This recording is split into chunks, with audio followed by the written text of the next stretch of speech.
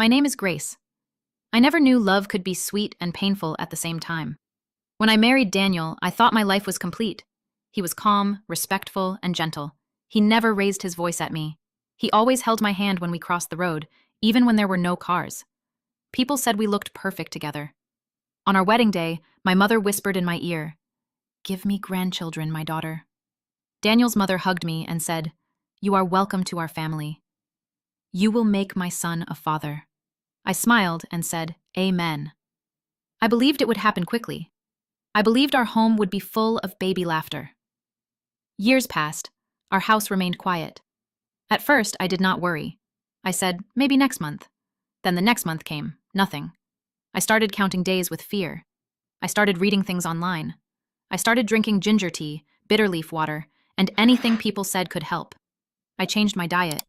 I prayed in the night when everyone slept.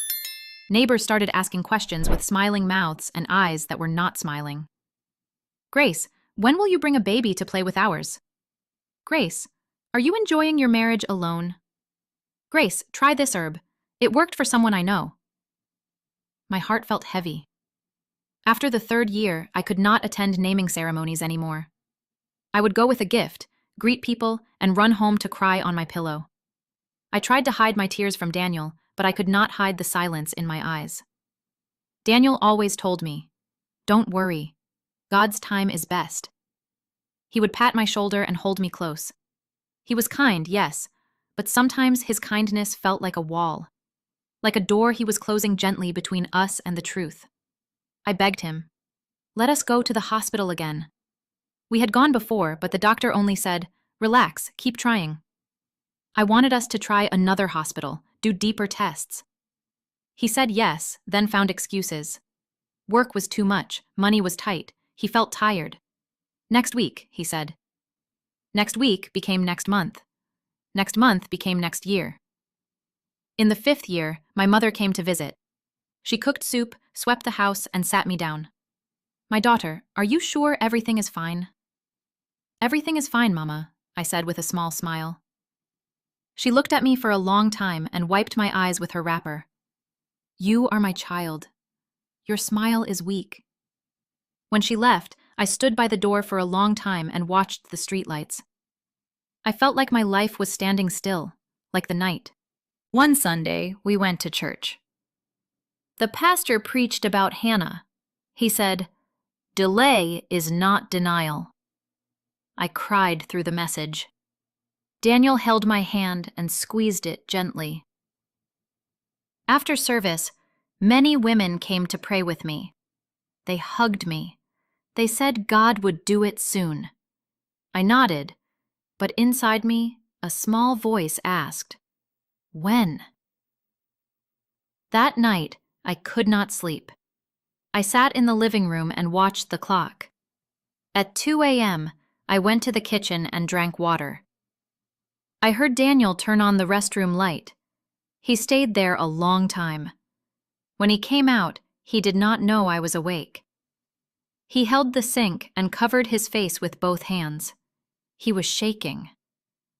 "Daniel?" I said softly. He jumped. "Grace, you scared me," he said, forcing a smile. "Why are you not asleep?" "I could ask you the same," I replied. He came and sat beside me on the sofa. We sat in silence. The clock ticked. A dog barked far away. A car passed on the empty road. "Daniel," I said finally, "do you think there is something we are not facing?" He looked at me, then looked away. "What do you mean?" "I mean, maybe we should tell the truth to ourselves. If you don't want more tests, tell me why." He rubbed his hands together, then rubbed his face, then rubbed his hands again. He was a man who always knew what to say. That night, he did not know. "Grace," he whispered, voice breaking, "I am tired of seeing you cry."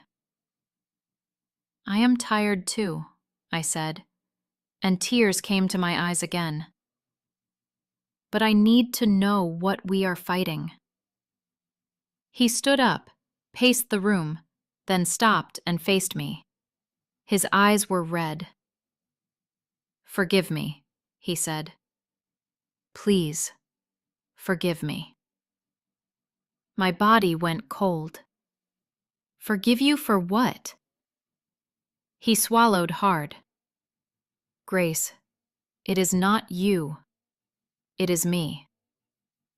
I stared at him. He took a deep breath, as if the words were stones he had to push out of his mouth. "The doctor told me 2 years ago," he said. "I am infertile." The room tilted. I held the edge of the sofa. "What?" "I didn't know how to tell you." I did more tests alone. I prayed. I hoped the result would change. It didn't. I felt something tear inside my chest. My mind traveled back. Every month of my crying, every herb I drank, every prayer I prayed, every time I blamed myself. I wanted the wind to carry my anger away, but the anger refused to go. It sat in my chest, heavy and hot. "Do you know how many nights I begged God?" I said, still facing the window. "Do you know how many times I felt useless? Do you know how many names people called me in their hearts? Barren, empty, dry." I turned to him.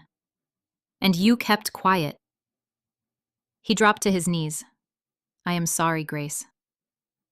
I am sorry for your tears. I am sorry for my silence. I am sorry for my fear. Please don't leave me." That last sentence broke me. I loved this man, I did, but love was now sitting in a room full of secrets. I went to the bedroom and pulled out a small suitcase. Not because I wanted to leave, but because I needed space to breathe. I put in 2 dresses and my toothbrush. My hands were shaking. Daniel stood at the door, helpless. "Where are you going?" he asked in a cracked voice. "I don't know," I said honestly. "Maybe my sister's place. Maybe I will just walk. I need air. I need to think." He leaned his head against the doorframe and cried quietly. I almost went to him. I almost dropped the bag, but the pain in my chest held me back. As I stepped into the living room, my eyes fell on the small drawer by the TV. Something told me to open it. I don't know why. I pulled the handle. There it was, an old brown envelope. Hospital logo, folded edges. My heart started to beat fast. I did not want to look, but I could not stop my hand. I opened the envelope. Inside were test results with Daniel's name. Dates from 2 years ago. Words I did not fully understand, but I understood enough. The truth sat there in black and white. I closed the envelope and held it to my chest. I felt weak. I sat on the arm of the sofa and tried to breathe slowly. Then I heard a soft knock at the door. Daniel looked up, confused. We never had visitors this late. The knock came again, gentle, like a careful question. I wiped my face, walked to the door, and opened it. Michael stood there, Daniel's best friend since childhood. A man who knew our story, who ate at our table, who laughed with us on hard days. He carried a small food flask and a worried face. "Grace," he said quietly, eyes moving from my red eyes to the bag in my hand, then to Daniel behind me. I was passing and saw your light. Is everything okay?"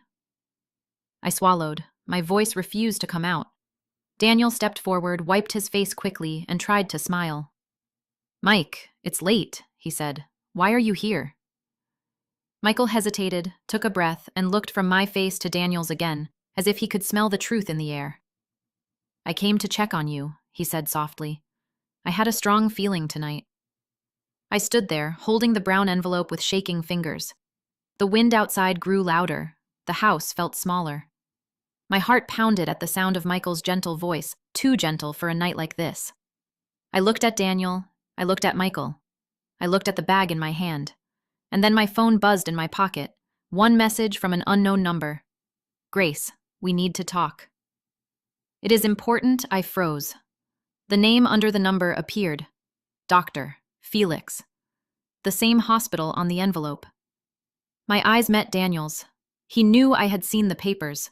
He knew I had read the truth he hid. Michael stepped into the sitting room and closed the door softly behind him. The room went silent, and last night, my world shattered. A message from Dr. Felix flashed on my phone. Grace, I tried calling Daniel, but he didn't pick. Please come to my office tomorrow. You deserve to know the full truth. The full truth? My heart raced. I already knew Daniel was hiding something, but what more could there be? Daniel sat in silence, his head buried in his hands. Michael, his best friend, was there too.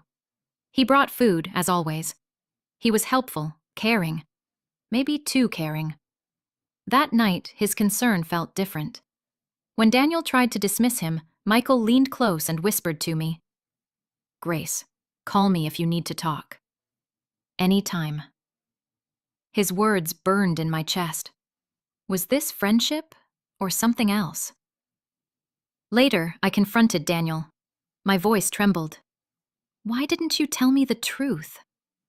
Tears filled his eyes. Because I didn't want you to see me as less of a man. I thought if I kept hope alive, maybe God would work a miracle. I shook my head in pain. You let me believe it was my fault. You let me suffer. He whispered, broken. I was scared of losing you. That night, I couldn't sleep, and the doctor's words haunted me, the full truth. The next morning, I lied to Daniel and went to Dr. Felix's office. His face was grave. Grace, Daniel's condition is permanent. No treatment, no miracle. He has known this for years. My heart sank. But then the doctor leaned closer, his voice low. And when Daniel came for the tests, he didn't come alone. I frowned, confused. What do you mean? Dr. Felix hesitated, then said, He came with his friend. Michael. The ground beneath me vanished. My heart froze. I sat in Dr. Felix's office, my heart racing. His words struck like thunder. Daniel didn't come for the tests alone. He came with Michael. Michael? I whispered. My body froze. The doctor sighed. Yes. Michael knew from the beginning. He encouraged Daniel to get tested. He has always known the truth. My world shattered again. Not only had my husband hidden his infertility, but his best friend, Michael, knew it too. They both watched me suffer in silence. When I got home, Daniel pretended to sleep. I cooked, but my mind wasn't on the food. Later that day, Michael showed up with fruits.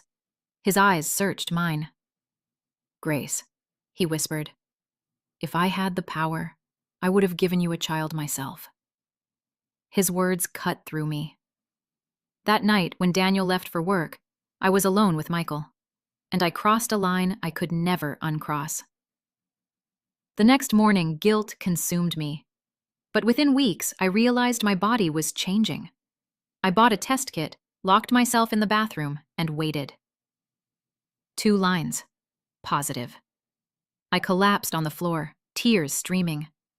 A child, but not Daniel's, Michael's. When I told Daniel, he cried with joy, lifting me into his arms. God has answered us, he said. His joy broke me inside. Soon after, Michael came to the house. Daniel hugged him with tears in his eyes. Brother, Grace is pregnant. You will be the godfather. Michael forced a smile, but when his eyes met mine, they burned with truth. Later, when Daniel stepped out, Michael leaned close and whispered, Grace, we can't hide this forever. That child is mine. My blood ran cold. Don't you ever say that again. The tension in the house was rising. Daniel was glowing with joy about my pregnancy, but Michael was breaking inside. Each time he looked at my stomach, I saw pain in his eyes. One evening, I went to Michael's house. He looked at me and whispered, "Grace, that baby is mine. I can't keep pretending." I shook my head. "Don't ever say that again." "Do you want to destroy Daniel?" Michael's voice cracked. "He's my brother, but how can I watch him call my blood his own?" Before I could answer, a cough echoed behind us. My heart stopped. We turned, and Daniel was standing at the door, his face pale, his hands trembling. "What did you just say?" he whispered. "What do you mean the baby is yours?" Silence. My throat went dry. Michael froze. Daniel's eyes burned into me. "Grace, tell me it's not true." "Please tell me it's a lie." Tears filled my eyes. I couldn't speak. The truth was out. Daniel broke down. He turned to Michael, shouting, "You? My brother? My best friend? How could you?" Michael bowed his head. "Daniel, I didn't plan it. It was a mistake." "A mistake?" Daniel roared. "You destroyed me. Both of you destroyed me." I fell to my knees, begging, "Daniel, forgive me." I was weak, lonely. "Please don't leave me." But Daniel staggered back, his voice trembling. "How can I raise another man's child? How can I live every day with this reminder in my home?" He grabbed his car keys, his hands shaking. With one last look of pain. By midday, the whispers began. Daniel didn't sleep at home. I saw him driving like a madman. Maybe he has another woman. Each word cut me like a knife. They didn't know the truth. If they did, I would be the enemy in every eye. Michael came, guilt written on his face. "Grace, maybe we should go to the police." I shook my head. "No. If people hear, the scandal will spread. Let's wait. He'll come back." But deep down, I wasn't sure. That evening, Daniel's mother arrived, her eyes sharp, her voice heavy. "Grace, did you and my son quarrel? Why are your eyes swollen from crying?" I forced a smile. "Mama, everything will be fine." She leaned closer, whispering coldly, "If I find out you're hiding something, you will regret it." That night, alone in the bedroom, I touched my stomach and whispered to my unborn child, "What kind of life will you have, my baby?" Suddenly, my phone buzzed. A message appeared from an unknown number. "Your husband is with me. If you want him back, keep your secret buried. Don't tell anyone the truth." My blood ran cold. Before I could react, another message came. "You know who this is." I nearly dropped the phone. My body froze. Who could it be? Did someone already know my secret? I didn't sleep that night. The message haunted me. "Tomorrow. Come to the old warehouse by the market road. Come alone, or you will never see your husband again." By noon, I disguised myself and walked to the warehouse, my heart pounding. The building was old, broken, and filled with shadows. "Daniel?" I whispered. Silence. Then, a figure stepped forward. My blood froze. It wasn't Michael. It wasn't Dr. Felix. But Daniel, shaking with anger, said, "Mama, you can take everything from me, but not my choice. Untie me. If you touch her, I will never forgive you." For the first time, Mama was speechless. Then she stormed out, spitting, "Then destroy yourselves." Silence filled the warehouse. Daniel turned to me, his face shattered. "Grace, why? Why did you do this to me?" The warehouse door creaked open. Michael stepped inside. His eyes froze on the scene. Daniel tied to a chair, me kneeling in tears, and Mama standing in fury. Daniel's face hardened. "You. How dare you come here?" Michael raised his hands. "Daniel, please, let me explain." "Explain?" Daniel roared. "You betrayed me, my best friend, and you put your seed in my wife." Tears filled my eyes. "Daniel, please." "Don't defend him," Daniel snapped. His voice broke. "Every time I look at that child, I'll see Michael, not me." How do you expect me to survive that? Michael's voice cracked. I will take responsibility. Just don't throw Grace away. Shut up, Daniel thundered. His anger shook the walls. At that moment, Mama stormed back in. She pointed at Michael. I knew it was you. You brought shame into my son's house. If you had dignity, you would leave this village forever. Daniel's chest heaved. His voice dropped cold. Mama, untie me. The ropes fell. He stood, broken but fierce. His eyes burned into Michael. From today, you are dead to me. Leave before I lose control. Michael looked at me, pain in his eyes, but turned and walked away, carrying his shame like a coffin. Daniel then turned to me, his face pale, his voice trembling. Grace, you destroyed me. Don't follow me. And just like that, he walked out of the warehouse, out of my life, leaving me with nothing but tears and the weight of the unborn child. Mama's cold voice echoed. Now you see. My son has left you. You are a curse in his life. Then she stormed away too. Days turned into weeks. Daniel never returned. His phone stayed off. The neighborhood whispers grew. Days turned into weeks. Daniel never returned. His phone stayed off. The neighborhood whispers grew louder. Daniel's wife is pregnant, but he cannot father children. Then whose baby is it? Shame followed me everywhere. Women mocked me. Children pointed at my stomach. One evening, Michael came again, his voice soft. Grace, I regret everything, but at least let me protect the child. I shook my head fiercely. No, Michael. Your presence is poison. Leave me alone. Let me carry my shame myself. He bowed his head and left. That night, I lay awake, my tears soaking the pillow. The baby kicked inside me, stronger this time, as though whispering. I froze when I saw Daniel at the gate, weary, cold, and beside him a tall, elegant woman. My heart sank. Grace, Daniel said flatly, we need to talk. Her name was Clara. She smirked at my swollen belly and spat venom. A woman like you has no right to call herself a wife. Daniel's voice burned with bitterness. You made me a laughingstock, Grace. You betrayed me with Michael. I can't look at you the same, and I will not raise a child that isn't mine. I fell to my knees, begging. Daniel, please. I still love you. Don't throw me away. But his face twisted in pain. Grace, you already did that the night you betrayed me. Clara stood proudly. Daniel, let's go. She is not worth your tears. He left with her, leaving me broken on the cold floor. The next morning, gossip filled the air. Clara returned boldly, packing Daniel's clothes. He's with me now, she said with a cruel smile. When your child is born, don't dare call Daniel the father. He will never accept it. That night, I sat alone, staring at his empty chair, my tears falling onto my stomach. My baby, you are innocent, yet your existence is tearing my world apart. How will I survive?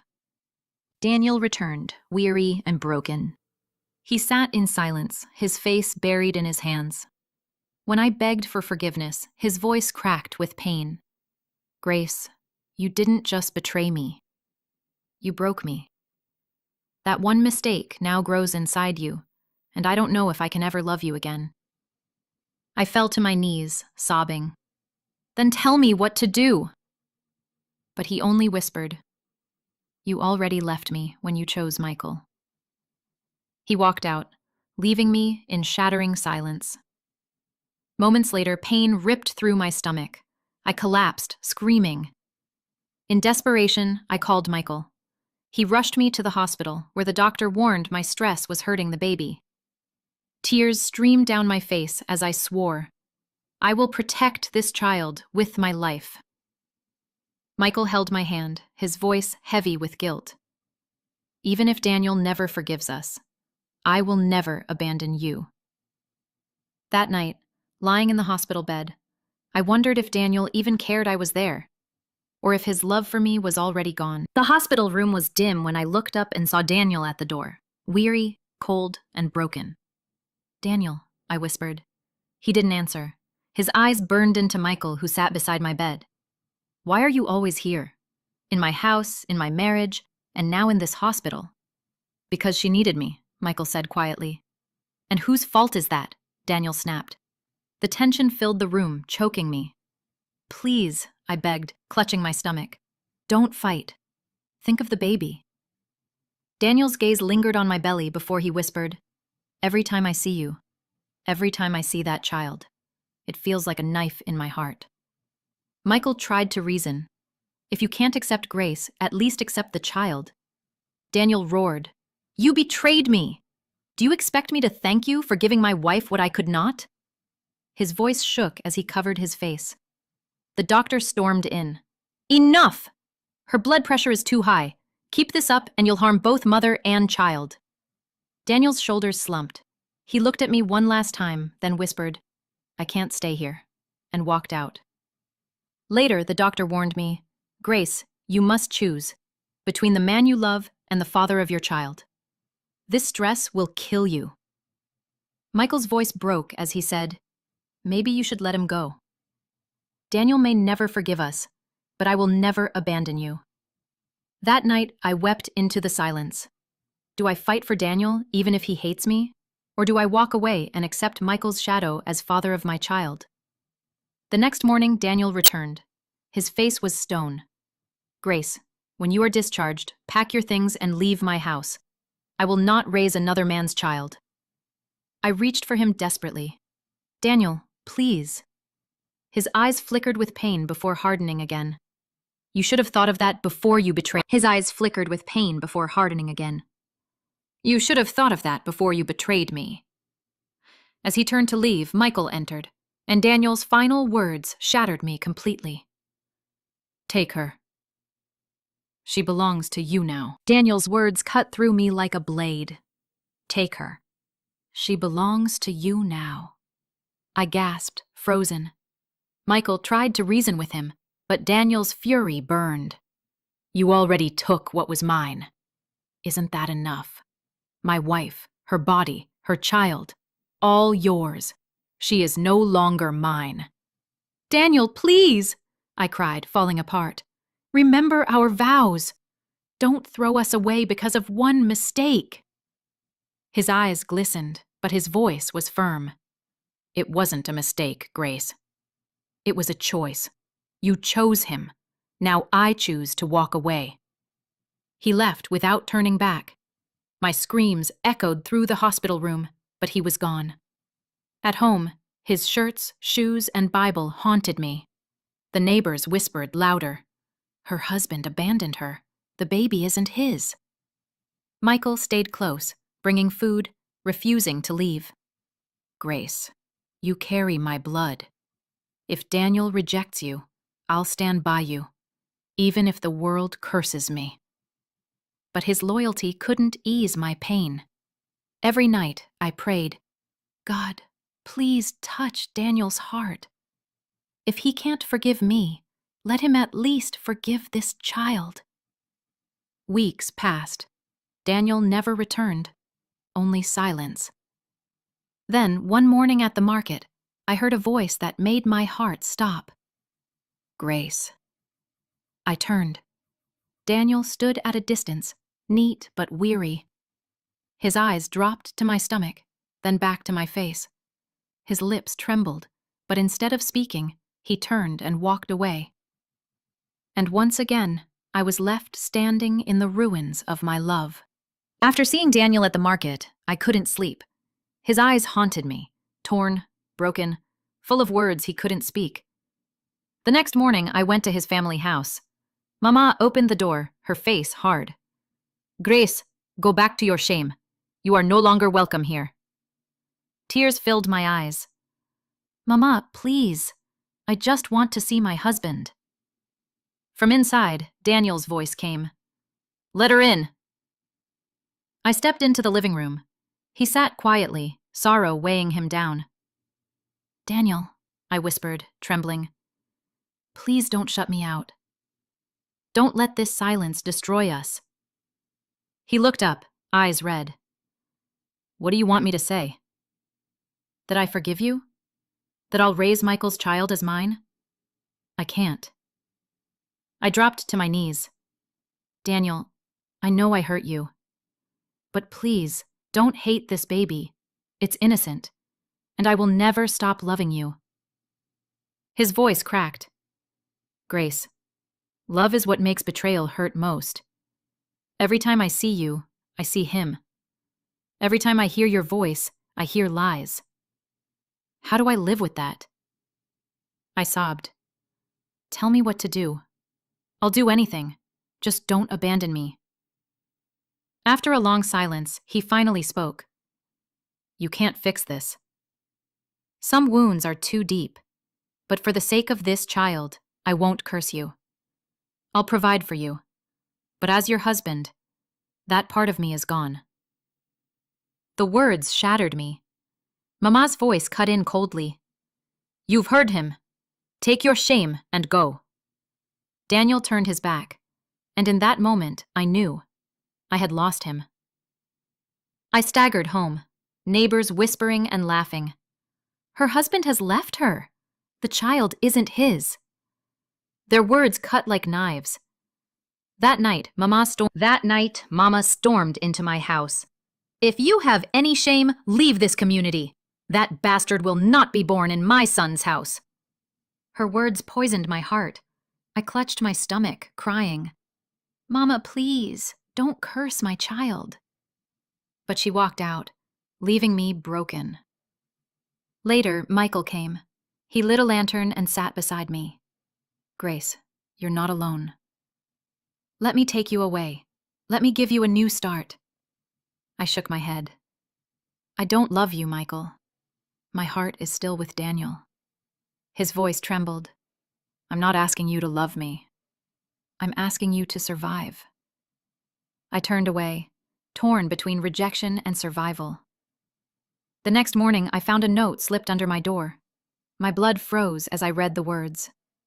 Leave this community before the baby is born, or you will regret it. The note under my door haunted me all night.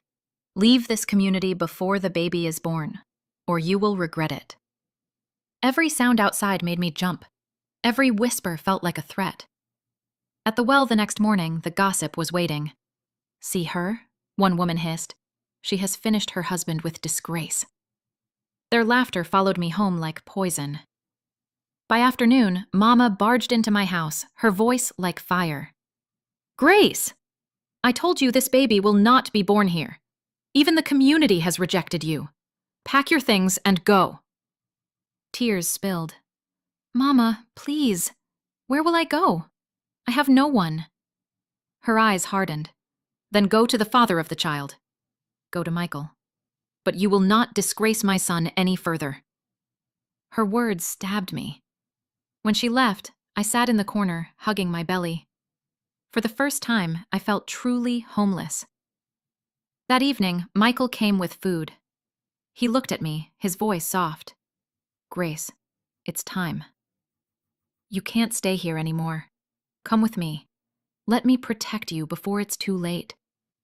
I stared at my bag in the corner, then at my swollen stomach. Leaving meant Daniel was gone forever, but staying meant death. With trembling hands, I picked up my bag. That night, under the burning stares of neighbors, Michael led me out of Daniel's compound. She's finally leaving. Ehya, disgrace drove her away. Their words cut me open, but I kept walking. Michael took me to a small rented room. Cramped, bare, quiet. At least here no one cursed me. He cooked for me, fetched water, tried to make me smile. But sometimes I caught him watching me with guilt in his eyes, as if wishing he could rewrite the past. One night, as I ate quietly, I whispered, Michael, do you regret One night, as I ate quietly, I whispered, Michael, do you regret everything? His voice broke. Every day, Grace. Not because of this child, but because of what it cost you, what it cost Daniel. what it cost all of us. I pressed my hand on my belly. The baby kicks more these days. Soon he'll be here. Michael forced a weak smile. When that day comes, Grace, I'll be right here. I'll never abandon you. His words gave me comfort, but they weren't the words I longed to hear. Because across town, Daniel sat alone in his room, clutching the tiny baby clothes he had secretly bought before betrayal tore us apart. His heart was still bleeding with anger, but he couldn't stop longing. Cliffhanger. That night, as I lay on the thin mattress, a sharp pain gripped me. My wrapper soaked instantly. My water had broken. The baby was coming. The pain hit me like fire in the middle of the night. I screamed, clutching my stomach as the mattress grew wet. Michael! Michael! He jumped up, panic in his eyes. Grace! Your water has broken! The contractions tore through me like knives. Michael rushed me into the car, his hands shaking as he drove recklessly through the dark streets. My cries echoed louder than the horn. At the hospital, nurses hurried me in. Push, madam, push, the midwife urged. Sweat poured down my face. My hands clawed at the sheets. Between screams, I cried Daniel's name. After what felt like eternity, my world shifted. A cry, small, sharp, and alive, filled the air. It's a boy, the nurse said, placing him on my chest. My tears fell freely. My son, my blessing. You will not be called shame. You are my miracle. Michael stood by, pale but glowing with emotion. His voice cracked. He's perfect, Grace. He's perfect. I kissed the baby's forehead. In my heart, I gave him a name. Hope. But even in my joy, a shadow lingered. I wished Daniel was here. I wished he was the one holding my hand. Outside the hospital, hidden in the dark, Daniel stood by the gate. He couldn't stay away. His chest rose and fell heavily as he listened to the faint cries of a newborn. Mama's harsh words echoed. That bastard is not your blood. But another voice inside him whispered, the child is innocent. By morning, he walked in. When I saw him, my heart nearly stopped. Daniel, I breathed. He stood at the door, his face unreadable, his eyes locked on the baby in my arms. Michael stood quietly, giving space. Daniel's voice trembled. May I see him? I nodded, tears blurring my vision. Slowly, Daniel reached out. His hands shook as I placed the baby into them. The child stirred, tiny lips parting with a soft yawn. Daniel's chest heaved, his lips quivered. He's so innocent, I sobbed. Yes, Daniel. Please, don't punish him for my sin. Daniel kissed the baby's forehead, his tears dripping onto the child's skin. His face softened, pain and love battling within him. Michael's voice broke the silence. Daniel, whatever happened between us, I'm sorry. But for the sake of this child, don't turn away. Daniel's jaw tightened. He glanced at Michael. I may never forgive you. You stole something I can never get back, but... He looked down at the baby. This child will never grow up without love. He handed the baby back to me, his voice trembling. Grace, the wound is too deep. I don't know if I can ever love you the way I did. But this child, he will know me. He will never be fatherless. Tears streamed down my face as I held Hope close. Daniel turned away, wiping his own tears. Cliffhanger. At the door, Daniel whispered, I will always be here for him. But I don't know if I can ever be here for you. After Daniel left the hospital room that night, I knew the truth. He still loved me somewhere deep in his heart. But the wound I gave him was too raw, too deep to heal quickly. His pride, his trust, his soul. I had broken them. Days later, I was discharged. Michael took me and the baby back to the small room he had rented. Life became quiet, filled with sleepless nights, milk-stained cloths, and the restless cries of an infant. Michael helped when he could, buying food, rocking the baby when I was too weak, whispering encouragement when shame weighed me down. One evening, as our son slept peacefully, Michael spoke softly. Grace, I know your heart still belongs to Daniel. I can't change that. But let me stand beside you as a friend, as a father to this child. That's all I ask. Tears filled my eyes. I whispered, Thank you, Michael. Even if the world calls us sinners, you never left me. Weeks passed. Then one afternoon, Daniel came. He stood at the doorway, hesitant, his eyes softer than I'd seen in months. He watched me nursing the baby, his lips trembling. Grace, he said quietly, I don't know if I can ever be your husband again. But this child, he deserves me. I will not deny him. I will be part of his life. Always. My tears spilled freely. That is enough, Daniel. Just don't turn your back on him. He nodded, his gaze lingering on the baby with a mix of sorrow and love. Then, before leaving, his voice broke. Take care of yourself, Grace. That night, lying in bed with my baby in my arms, I felt the ache of love lost, but also the calm of a new purpose. I kissed his tiny forehead. My hope. You are my reason to live. I kissed his tiny forehead. My hope. You are my reason to live. Even if I walk this path alone, I will walk it for you. The baby smiled in his sleep, and for the first time in a long while, I smiled too. Grace lost her husband's love. Michael carried the guilt of betrayal. Daniel bore a wound that might never heal. But in the middle of their brokenness, one child, Hope, became the light in the darkness. Not every story ends in forgiveness. Not every love survives betrayal. Sometimes life gives us not happy ever afters, but lessons, consequences, and a new reason to keep moving forward. For Grace, that reason was her child. The end. Lessons learned from the story. One mistake can change everything. Grace's one night of weakness destroyed her marriage and broke Daniel's trust. Some choices cannot be undone, no matter how much we regret them. 2. A child should never carry adult sins. Hope was innocent. He didn't ask to be born, yet he almost suffered for his parents' mistakes. Every child deserves love. 3.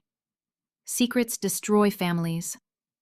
Daniel hiding his condition, and Grace hiding her truth, only invited betrayal and pain. Silence in marriage is far worse than hard honesty.